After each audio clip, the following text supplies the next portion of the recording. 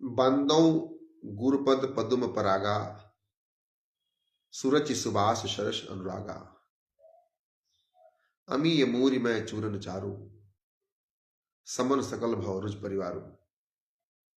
श्री गुरु चरण सरोज रज, निज मन मुकुर सुधार। बरनौ रघुबर विमल जस, जो दायक फल चार। नीलांबुज श्यामल कोमलांगम, सीता समारोपित्वाम भागम। पाणौ महासायक चारु चापम, नमामि रामम रघुवंशनाथ। नमो राघवाय, नमो लक्ष्मणाय। आज अवसर प्राप्त हुआ है संवाद के क्रम को आगे बढ़ाने का। वर्ष 2025 से हम लोगों ने एक संकल्प लिया है कि जब भी दास को अवसर प्राप्त होगा तो हम आपसे संवाद अवश्य करेंगे। आज के संवाद का विषय है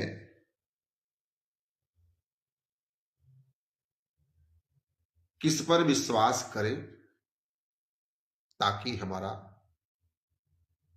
क्षति ना हो और हमारा कल्याण ही हो।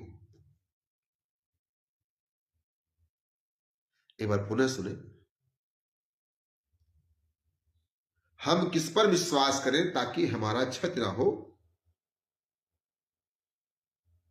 और हमारा कल्याण ही हो। अर्थात स्व कल्याण के लिए हम क्या करें।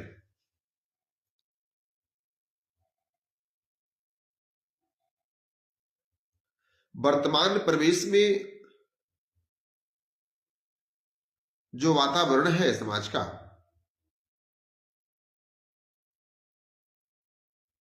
उसकी स्थिति इतनी दयनीय है कि एक सामान्य व्यक्ति यह समझ ही नहीं पाता कि जब हम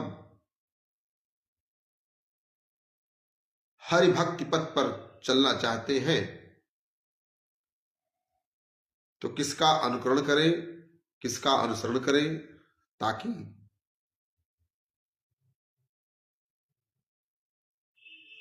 लक्ष्य तक हम सहजता से पहुंच जाए। एक इनोसेंट व्यक्ति के हृदय में जब भगवत भक्ति जागृत होती है और वह भगवत प्रेमी जनों को देखता है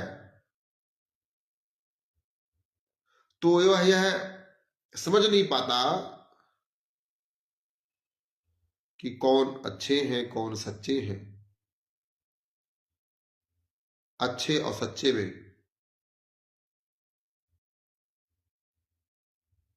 और जो लोग दिखावा करते हैं उनमें पहचान कैसे करे वो ताकि उसका अनुकरण और अनुसरण कर सके। आज के वर्तमान परिवेश में तो कलिमल ग्रसे धर्म शब, लुप्त भये सदग्रंथ। दंभिन निजमति कल्प करे, प्रगट किए बहुपंथ। कलिमल ग्रसे धर्म शब, लुप्त भये सब ग्रंथ। लुप्त भये सद ग्रंथ। दंभिन निजमति कल्प करी, प्रगट किए बहु पंथ। भये लोग सब मोह बस, लोभ ग्रसे शुभ कर्म। सुन हरिजान ज्ञान निधि, कहूं कछुग कलि धर्म। ये गोस्वामी तुलसीदास जी महाराज ने श्री रामचरितमानस के उत्तरकांड के दोहा क्रमांक 97 का और खा में लिखा है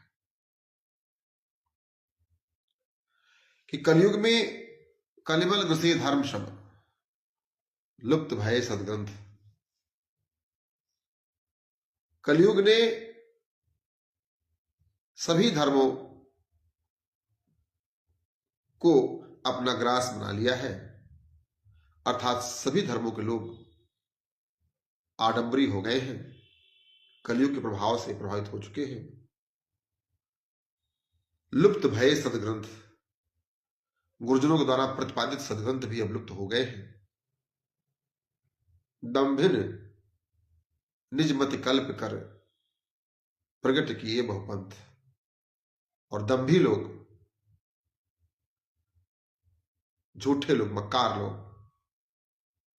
अपनी नई नई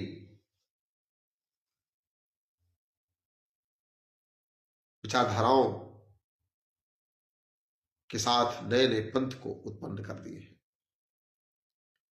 तात्पर्य क्या है कि लोग मूल से भटक गए हैं। क्या हो गए हैं तब? हो भय बरन शंकर कल भिन्न सेत सब लोग। जब व्यक्ति अपने मूल से हट जाता है तो वर्णशंकरी हो जाता है। जब व्यक्ति अपने मूल से हट जाता है तो वह क्या होता है? वर्णशंकरी हो जाता है। भय बरन शंकर कल भिन्न सेत सब लोग, करहि पाप पावहि दुख। आहा, करहि पाप पावहि दुख, भव रुज शोक वियोग।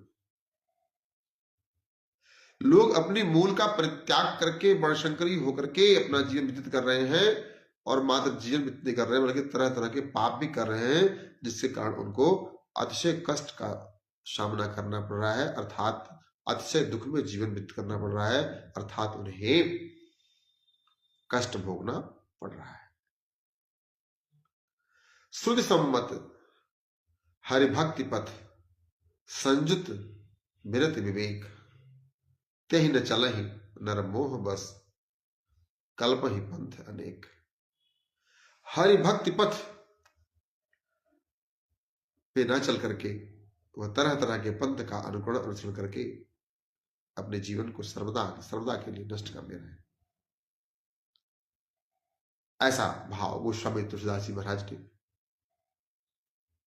श्री रामचरितमानस में वर्णित किया है। हम और आप इस लेख पर चिंतन करेंगे तो पाएंगे कि हाँ, यह सच है। आज लोग अपने मूल से भटक गए हैं। वर्ण संकरता सिर्फ वंशानुकूल नहीं बल्कि विचारों का भी हो गया है। वर्ण संकरता पूर्ण जीवन व्यतीत करते हुए लोग बड़े प्रसन्न हैं। शास्त्र कहता है वर्ण संकरी एक पाप है।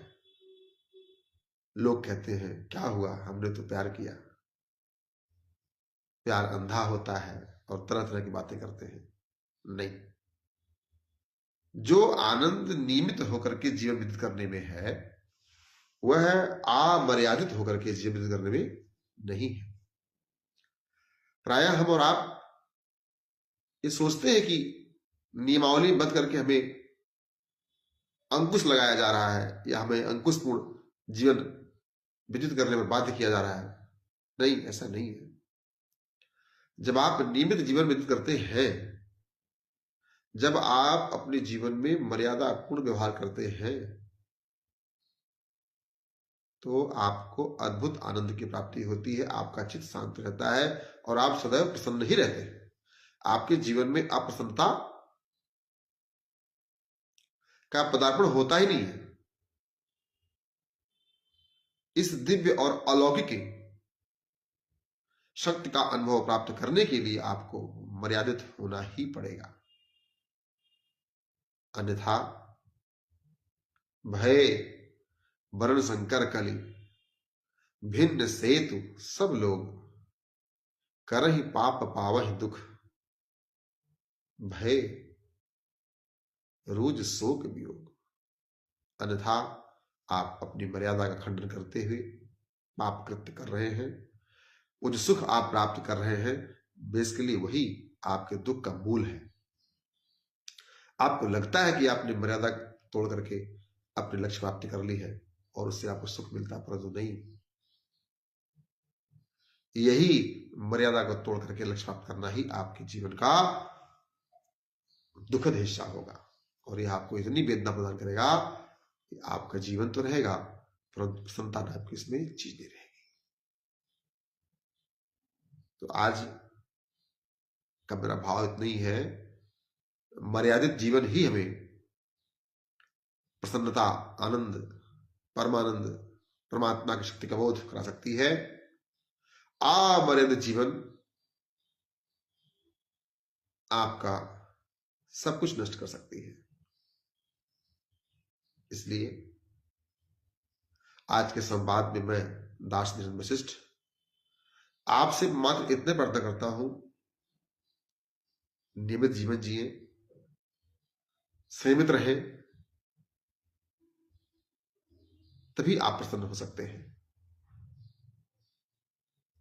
मर्यादा को खंडित करके, वर्ण संकरता को स्वीकार करके आप मात्र और मात्र अपने कुल का नाश ही करेंगे।